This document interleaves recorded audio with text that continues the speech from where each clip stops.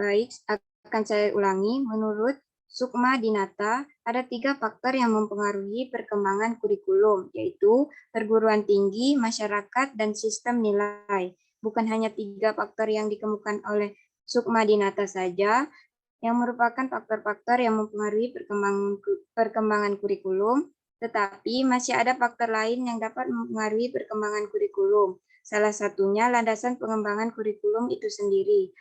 Landasan pengembangan kurikulum sangat mempengaruhi perkembangan kurikulum karena bila landasannya berupa, maka akan mempengaruhi perkembangan kurikulum tersebut. Berdasarkan analis, maka faktor-faktor lain yang mempengaruhi perkembangan kurikulum diantaranya yaitu filosofis, psikologis, sosial budaya, politik, pembangunan negara, dan perkembangan dunia. Dan yang terakhir yaitu ilmu dan teknologi atau iptek. Sekian jawaban dari saya kembalikan kepada moderator.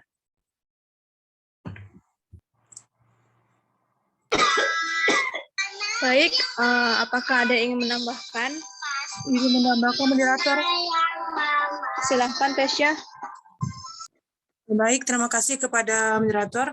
Baik, perkenalkan nama saya Tesya Univia dari kelompok 3. Izin melengkapi jawaban dari Juliani dan kelompok penelitian tadi tentang pertanyaan Paulina. Yang kita ketahui, pengembangan kurikulum ini harus didasarkan pada landasan-landasan, prinsip-prinsip, dan faktor-faktor. Nah, hal ini dimaksudkan agar pengembangan kurikulum yang dilaksanakan sesuai dengan apa yang menjadi tujuan dari pendidikan nasional. Nah, ada 3 yang dapat mempengaruhi pendekatan dalam pengembangan kurikulum yang telah disampaikan oleh Juliani tadi. Nah, di sini saya akan melengkapinya. Yang pertama itu perguruan tinggi. Nah, perguruan tinggi ini setidaknya memberikan 2 pengaruh terhadap kurikulum sekolah. Nah, yang pertama itu dari segi pengembangan ilmu, pengetahuan, dan teknologi yang dikembangkan di perguruan tinggi umum. Pengetahuan dan teknologi banyak memberikan sumbangan bagi isi kurikulum serta proses pembelajaran.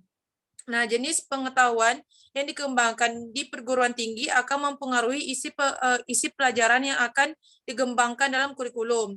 Perkembangan teknologi selain menjadi isi kurikulum juga mendukung pengembangan alat bantu dan media pendidikan. Nah, yang kedua itu dari media pendidikan. Mohon maaf, yang kedua itu dari segi pengembangan ilmu pendidikan dan keguruan serta penyiapan guru-guru lembaga pendidikan tenaga kependidikan. Kurikulum lembaga tenaga kependidikan ini juga mempengaruhi pengembangan kurikulum, terutama melalui penguasaan ilmu dan kemampuan keguruan dari guru-guru yang dihasilkannya. Nah, yang kedua yaitu dari masyarakat.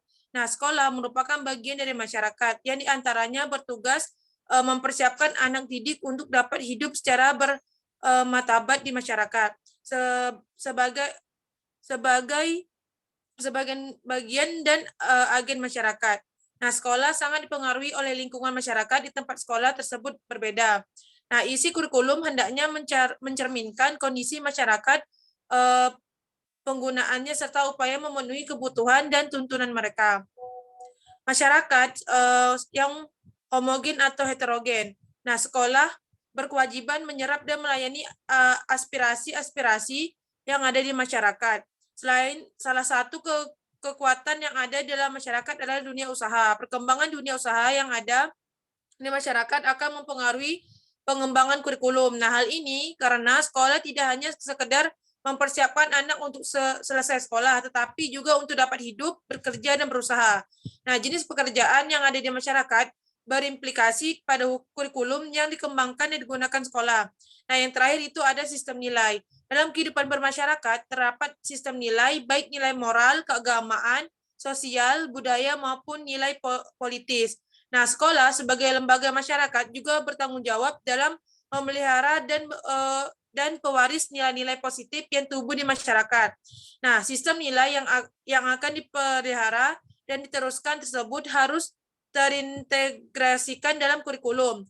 Personalnya bagi pengembang kurikulum ialah nilai yang ada di masyarakat itu tidak hanya satu. Masyarakat umumnya heterogen, terdiri dari berbagai kelompok etnis, kelompok vokasional, kelompok intelek, kelompok sosial, dan kelompok spiritual keagamaan yang masing-masing kelompok itu memiliki nilai khas dan tidak sama. Nah, dalam masyarakat juga terdapat aspek-aspek sosial, ekonomi, politik, fisik, estetika, etika, religius, dan sebagainya. Nah, aspek-aspek tersebut sering juga mengandung nilai-nilai yang berbeda. Mungkin sekian jawaban dari saya. Apabila ada kekurangan, saya mohon maaf. Saya kembalikan kepada moderator. Baik, terima kasih. Apakah ada lagi yang ingin menambahkan?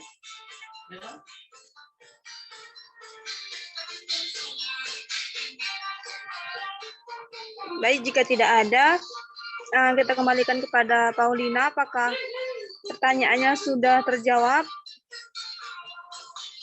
Baik, terima kasih moderator dan teman-teman yang sudah memberikan jawaban dari teman-teman dapat saya terima. Terima kasih. Baiklah, dengan terjawabnya semua pertanyaan dari teman-teman, maka berakhirlah sudah diskusi kita pada hari ini. Saya mewakili kelompok 4, mohon maaf yang sebesar-besarnya apabila ada kesalahan atau kesilapan kata pada diskusi hari ini. Akhir kata, Assalamualaikum warahmatullahi wabarakatuh, dan selamat pagi semuanya. Waalaikumsalam warahmatullahi wabarakatuh. Waalaikumsalam warahmatullahi wabarakatuh.